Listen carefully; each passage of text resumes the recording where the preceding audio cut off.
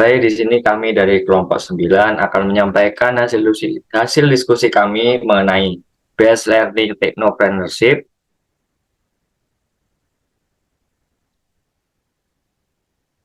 dengan kelompok 9 sendiri yang beranggotkan. Yang pertama ada Wayan Deswitasari, kemudian ada Sefira Mukti Sukma Abdillah, kemudian ada saya sendiri Andrika Demitra, dan Ahmad Danu Damara. Dengan konsep bisnisnya sendiri, kami membawakan tentang recovery data atau proses memulihkan atau mendapatkan kembali informasi yang hilang, rusak, ataupun terhapus dari suatu sistem atau media penyimpanan.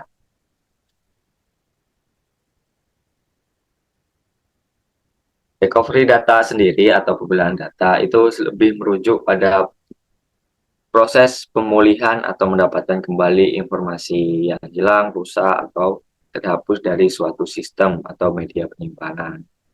Proses pemulihannya sendiri melibatkan penggunaan perangkat lunak khusus, layanan pemulihan data profesional, atau metode manual, tergantung pada kompleksitas dan sumber masalahnya. Karena itu penting bagi teman-teman untuk secara teratur melakukan cadangan data atau mencegah kehilangan file-file yang tidak diinginkan. Biasanya kan kita punya kayak file-file penting seperti foto-foto kecil atau foto dengan keluarga, dan banyak file-file seperti file-file kerja ataupun file bukti bahwa kita telah mengerjakan tugas. Nah, itu kan sangat penting untuk kita menjaga file-file tersebut agar bagaimana tidak hilang. Kemudian masuk ke analisis peluang, dan ini akan dijelaskan oleh Sefira. Bagi Sefira, dipersilakan. Baik, terima kasih. Yang kedua ada analisis peluang. Jadi dalam recovery data ini, kita mempunyai peluang dan hambatan atau tantangan dalam pembuatannya. Jadi di dalam recovery data ini memungkinkan ada keberhasilan pemulihan seperti yang pertama teknologi pemulihan data yang berkembang. Karena peluang untuk menggunakan teknologi pemulihan data terbaru yang terus berkembang. Jadi seperti perangkat lunak pemulihan canggih atau metode pemulihan yang lebih efisien. Terus yang kedua ada metode pemulihan yang terdiversifikasi.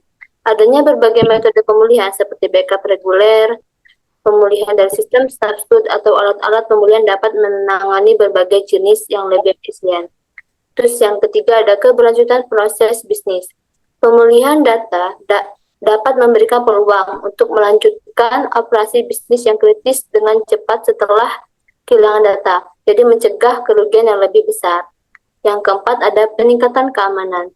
Kesempatan untuk meningkatkan keamanan data dengan memahami risiko kehilangan dan mengimplementasikan solusi pemulihan yang handal. Yang kelima ada inovasi dalam pemulihan data cloud. Peluang untuk memanfaatkan solusi pemulihan data berbasis cloud yang inovatif memungkinkan akses cepat dan pemulihan dari mana saja.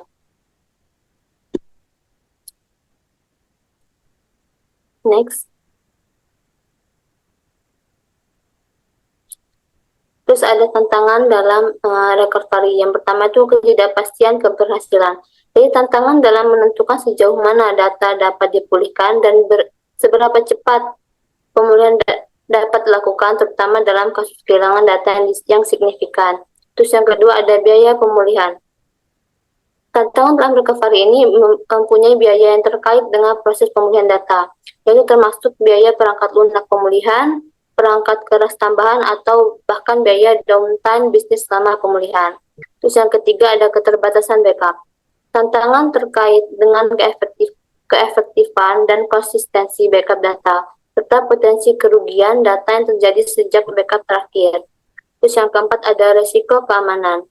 Tantangan dalam menjaga keamanan data selama dan setelah proses pemulihan untuk menghindari potensi kerentanan dalam pelanggaran keamanan.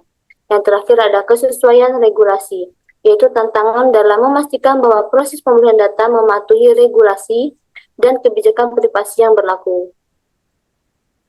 Jadi penting untuk merencanakan pemulihan data dengan cermat, mempertimbangkan peluang dan tantangan yang mungkin muncul dan mengimplementasikan strategi pemulihan data yang sesuai dengan kebutuhan dan tingkat kepentingan data tersebut. Oke, selanjutnya akan disampaikan oleh Wayan Sari. Terima kasih Sefira. Yang selanjutnya adalah analisis SWOT.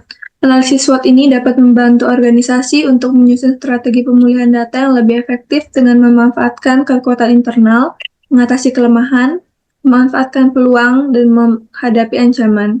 Implementasi perubahan yang dibutuhkan berdasarkan analisis ini dapat meningkatkan kapasitas dan ketangguhan sistem pemulihan data. Lalu, berikut adalah contoh analisis SWOT. Yang pertama ini ada strength atau kekuatan. Yang pertama infrastruktur pemulihan yang kuat. Adanya sistem pemulihan yang kuat dan terpercaya yang dapat memulihkan data dengan cepat dan efisien. Yang kedua, tim ahli pemulihan data. Perlu ketersediaan tim ahli yang terlatih untuk mengelola dan melaksanakan proses pemulihan data dengan keahlian tinggi. Yang ketiga, backup berkala dan diversifikasi metode, karena pelaksanaan backup berkala dengan diversifikasi metode ini seperti backup offline atau online untuk meminimalkan resiko kehilangan data. Yang keempat, kebijakan keamanan yang ketat. Karena adanya kebijakan keamanan yang ketat ini digunakan untuk melindungi data dari serangan atau akses yang tidak sah. Lalu yang kedua, weakness atau kelemahan. Yang pertama, ketergantungan pada vendor tunggal. Ketergantungan pada satu penyedia perangkat lunak atau perangkat keras pemulihan yang dapat menyebabkan kerentanan jika terjadi kegagalan dari pihak vendor. Yang kedua, tingkat pemahaman pengguna yang rendah. Kurangnya pemahaman pengguna terhadap proses pemulihan data yang dapat menyebabkan kesalahan atau penundaan dalam pelaporan kehilangan data. Yang ketiga, keterbatasan anggaran. Keterbatasan anggaran untuk meningkatkan dan mengelola infrastruktur pemulihan data. Lalu yang ketiga ada opportunities atau peluang. Yang pertama, peningkatan teknologi pemulihan cloud. Maksudnya pemanfaatan teknologi pemulihan data berbasis cloud ini untuk meningkatkan fleksibilitas dan aksesibilitas pemulihan data.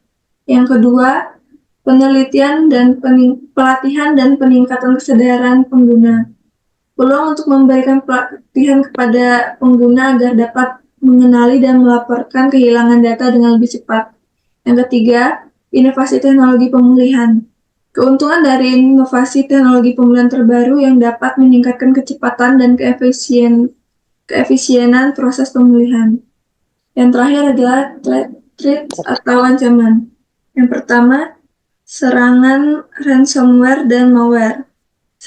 Ancaman dari serangan ransomware dan malware yang dapat menyebabkan kehilangan data yang signifikan atau merusak integritas data. Yang kedua, perubahan regulasi. Ancaman dari perubahan regulasi yang dapat memerlukan penyesuaian kebijakan pemulihan data dan memerlukan kepatuhan yang lebih ketat. Yang ketiga, ketergantungan pada jaringan yang rentan. Ancaman dari ketergantungan pada jaringan atau infrastruktur yang rentan terhadap gangguan atau kegagalan. Yang keempat, peningkatan volume data. Ancaman dari peningkatan volume data yang dapat memperlambat proses pemulihan dan peningkatan risiko kegagalan. Lalu selanjutnya,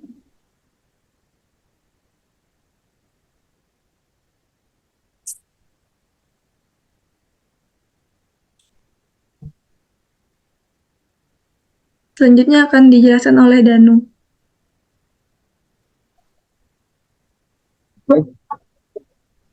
Analisis kelayakan finansial, optimasi biaya awal.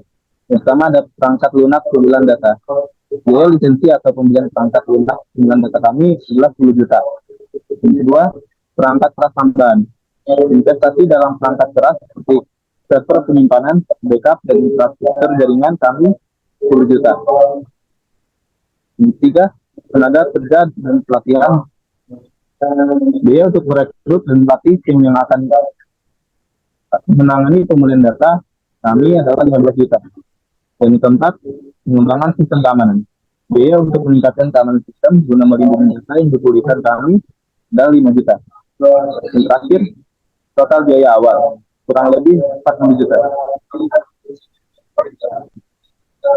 Proyeksi pendapatan. Satu, analisa pasar, identifikasi dan estimasi pangsa pasar untuk layanan pembelian data.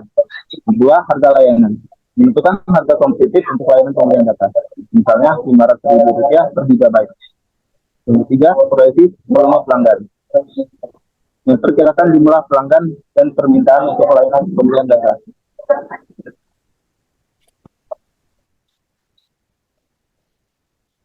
Laba bersih, pengeluaran hasil pendapatan. Menganalisis perbedaan antara total pendapatan dan pengeluaran untuk mendapatkan laba bersih. Kedua, marginal cost, yang menghitung biaya tambahan untuk setiap layanan pembelian data yang diberikan.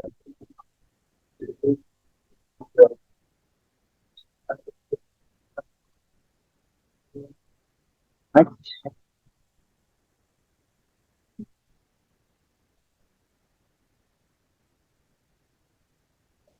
Terus arus kas operasional, memperkirakan arus kas dari kegiatan operasional, termasuk penerimaan dari pelanggan dan pembayaran kepada pemasok. Yang kedua, arus kas investasi, menghitung arus kas yang terkait dengan investasi dalam perangkat serat dan perangkat lunak tambahan.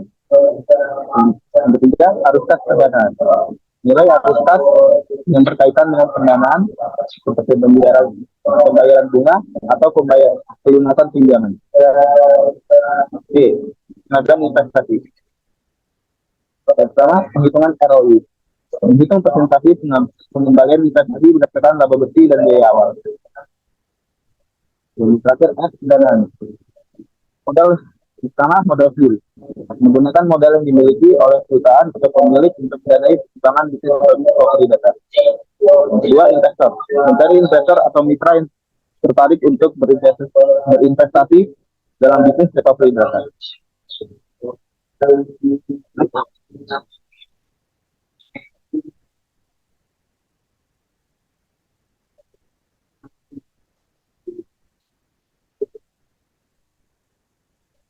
Strategi pemasaran recovery data. Strategi pemasaran untuk layanan recovery data memainkan peran penting dalam menaik pelanggan, membangun kepercayaan, dan mempromosikan keunggulan kompetitif dari layanan tersebut. Berikut adalah beberapa strategi pemasaran yang dapat diadopsi untuk bisnis recovery data. Yang pertama, pemahaman pasar target. Identifikasi segmen pasar yang paling membutuhkan layanan recovery data, bisnis kecil, perusahaan besar, atau individu. Pahami kebutuhan dan tantangan khusus mereka. Kedua, branding yang kuat. Bangun identitas merek yang kuat untuk meningkatkan citra perusahaan sebagai penyedia layanan recovery data yang handal dan profesional. Yang ketiga, penekanan pada keamanan data. Fokus pada keamanan data sebagai elemen kunci. Temukan cara menyampaikan keamanan dan kendala layanan recovery data Anda kepada pelanggan potensial. Keempat, penawaran dan diskon. Tawarkan penawaran dan diskon khusus untuk pelanggan baru atau pelanggan yang setia. Hal ini dapat menjadi insentif untuk menarik dan mempertahankan pelanggan. Yang kelima, strategi digital marketing. Manfaatkan strategi data marketing seperti SEO atau search engine optimization. Kampanye iklan online dan media sosial untuk meningkatkan visibilitas perusahaan Anda di platform online. Keenam, testimoni dan studi kasus. Publikasikan testimonial dan studi kasus pelanggan yang berhasil untuk membangun kepercayaan. Pengalaman positif, pelanggaran dapat menjadi dorongan besar dalam pemasaran. 7. Edukasi dan konten informasi. Sediakan konten pendidikan dan informasi tentang pentingnya pembelian data, risiko kehilangan data, dan cara pembelian data dapat membantu pelanggan. Ini mulai blog, webinar, dan edukasi. Dan 8. Bentuk kemitraan dengan pemilik langganan IT atau perusahaan kawanan, memperluas jangkauan pemasaran Anda meningkatkan kredibilitas. Nomor 9, pelayanan pelanggan yang unggul. Pastikan pelayanan pelanggan yang unggul, tanggapi pertanyaan dan kebutuhan pelanggan dengan cepat dan profesional. Dan yang terakhir, penawaran gratis. Penawaran gratis atau uji coba. Pertimbangkan penawaran layanan gratis atau uji coba pembelian data untuk memberikan kesempatan pada pelanggan untuk mengalami nilai tambahan dengan tawaran. Strategi pemasaran yang aktif untuk bisnis recovery data melibatkan kombinasi elemen-elemen di atas dengan penyesuaian sesuai dengan karakteristik dan kebutuhan pasar yang ditargetkan. Lalu perbarui strategi pemasaran berdasarkan perubahan tren, industri, dan umpan balik pelanggan. Selanjutnya saya kembalikan ke Andri.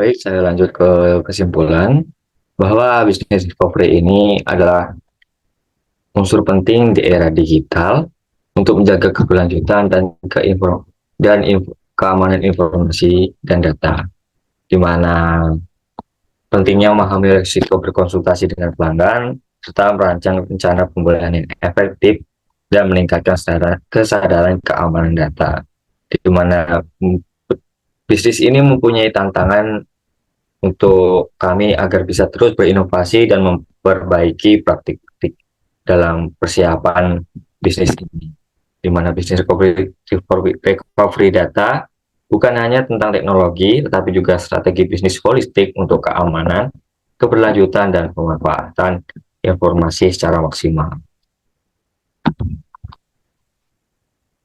Ya, mungkin itu yang dapat kelompok kami sampaikan. Kami membuka sesi pertanyaan bagi teman-teman yang ingin bertanya. Bagi teman-teman yang ingin bertanya, dipersilakan.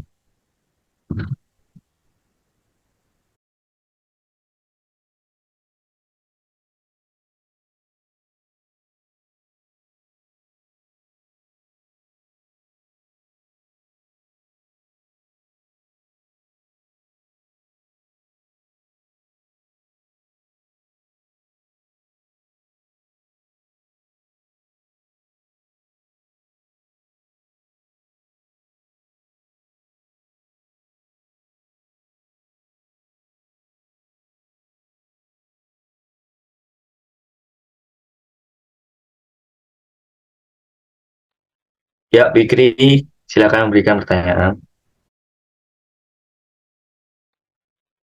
Baik, terima kasih kesempatannya untuk Andrica beserta kelompoknya. Tadi kan bisnisnya tentang recovery data. Jadi setangkap saya kayak kita ngejual jasa untuk ngembaliin data, nge-recovery gitu.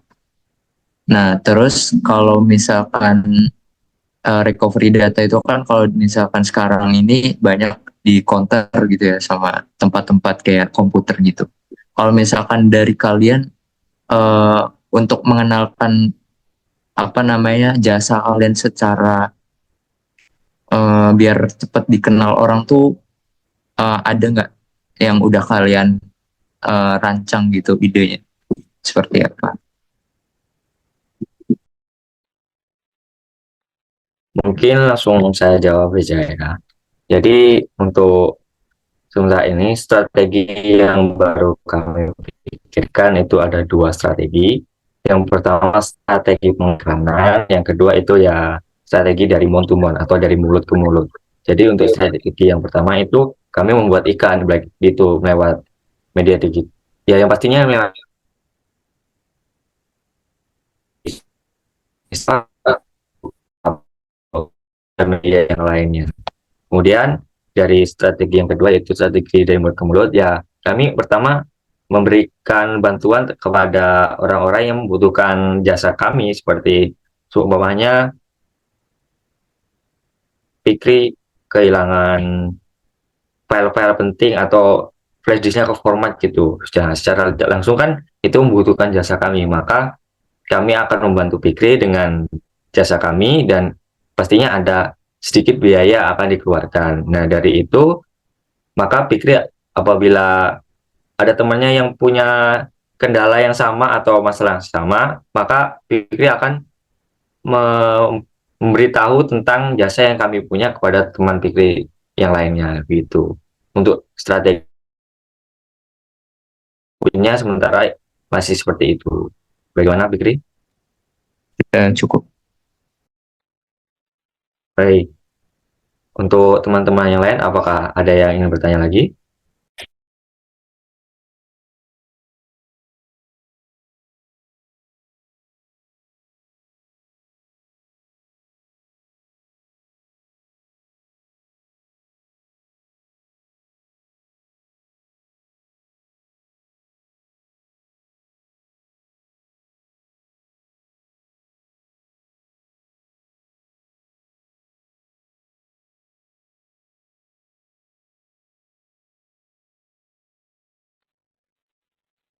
Baik, mungkin sudah tidak ada yang ingin bertanya, maka sesi presentasi dan tanya jawab dari kelompok 9 saya tutup dan akhiri. Assalamualaikum warahmatullahi wabarakatuh. Selamat malam dan terima kasih untuk semuanya. Waalaikumsalam warahmatullahi wabarakatuh. Waalaikumsalam.